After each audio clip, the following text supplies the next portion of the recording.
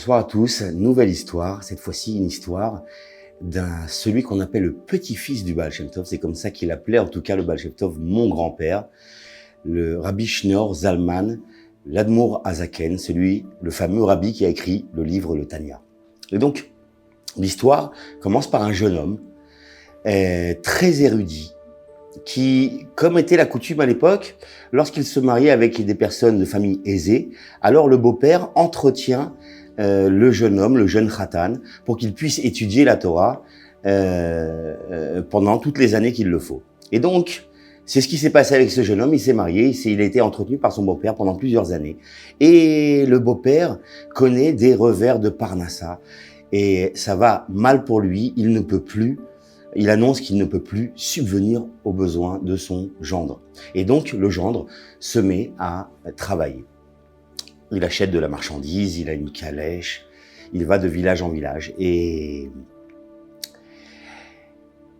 un jour qu'il passait par la forêt avec une calèche remplie de marchandises à vendre.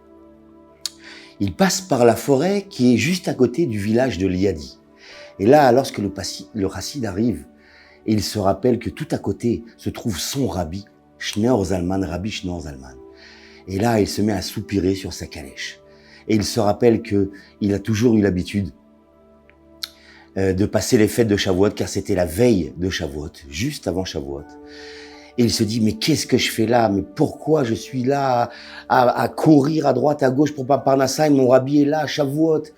Et là, il n'y tient plus, il en peut plus, il descend de sa calèche. Il abandonne toute la marchandise et il part à pied rejoindre le village de Liadi pour la fête de Shavuot.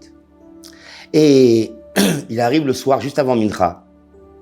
Lorsqu'il rentre dans la synagogue du rabbi, le rabbi est là, il le voit de loin. Il dit à son fils, Rabbi Dovber, il lui dit, tu vois cet homme-là qui rentre, lui, je l'appelle le chassid de Messirut Nefesh. Un chassid qui est prêt à donner sa vie pour Hachem.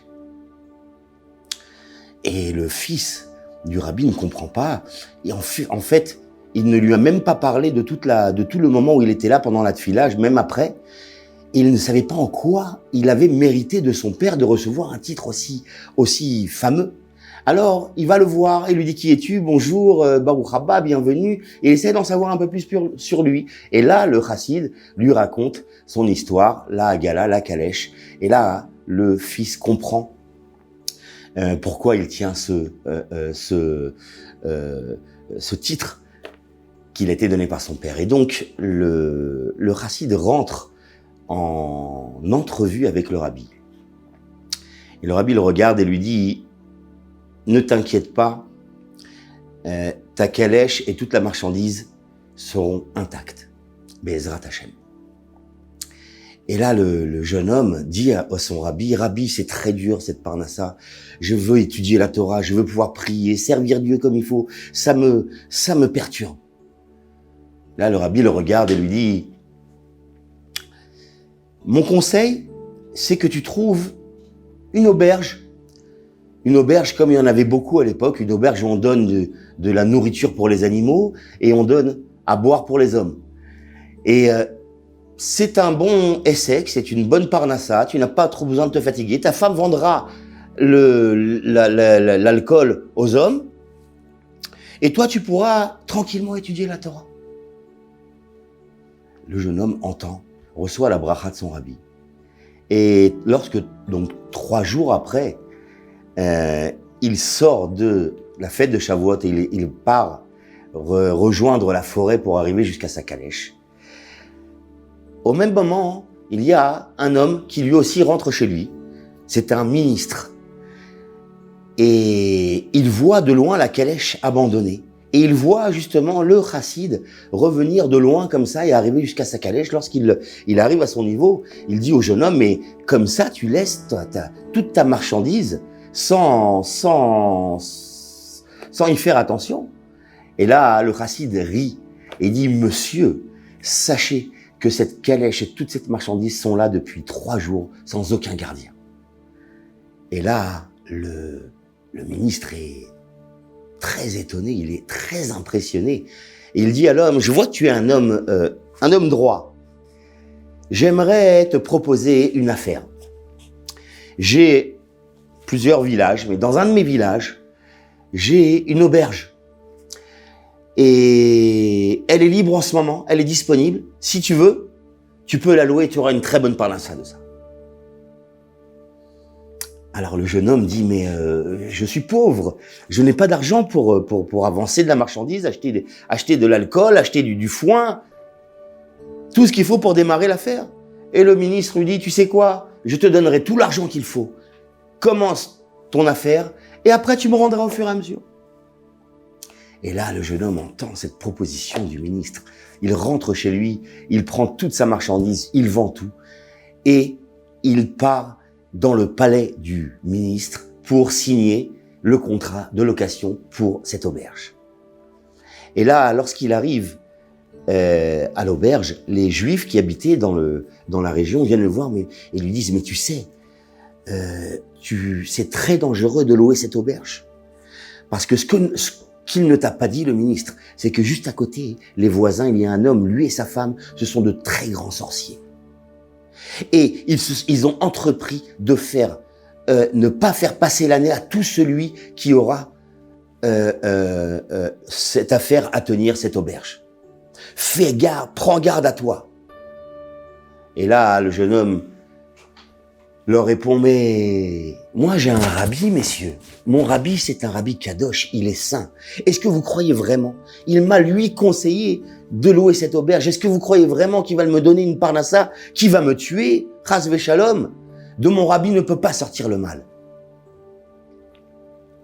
Et il démarre son affaire. Et l'affaire se passe très bien. Il vend, il est connu, les gens arrivent et il s'enrichit. Il part pour rembourser au ministre tout l'argent qu'il lui avait prêté. Et au bout de 6 mois, il commence à se sentir un peu malade. Et encore un peu plus, et encore un peu plus. Et là, il était dans un état où il avait du mal à se lever, à se mettre sur ses 2 jambes. Il a senti à ce moment-là, il s'est dit, je sais que c'est mes voisins, c'est de la sorcellerie. Je n'ai jamais eu de problème et je me sens bizarrement malade. C'est eux, c'est sûr. Et il décide de partir voir son rabbi sur le champ. Il arrive la veille de Shabbat. Mais le vendredi soir, il n'a pas la force de se lever, il est trop faible. Il ne va donc pas au Beth Knesset. Et le lendemain matin, il se renforce un peu et il finit par arriver dans la synagogue. Lorsqu'il rentre dans la synagogue, la coutume chez l'Admour Hazaken, c'est que le rabbi lui-même lit dans la Torah.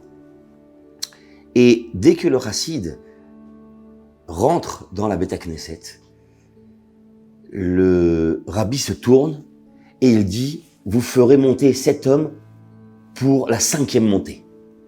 Et là, toute l'assemblée est très étonnée.